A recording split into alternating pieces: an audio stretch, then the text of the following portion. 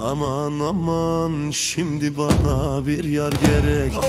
Aman aman yar dediğin yanda gerek. Aman aman al yanına kerem eyle. Sar sinene kurban olayım. Gül yüzüne hayran olayım.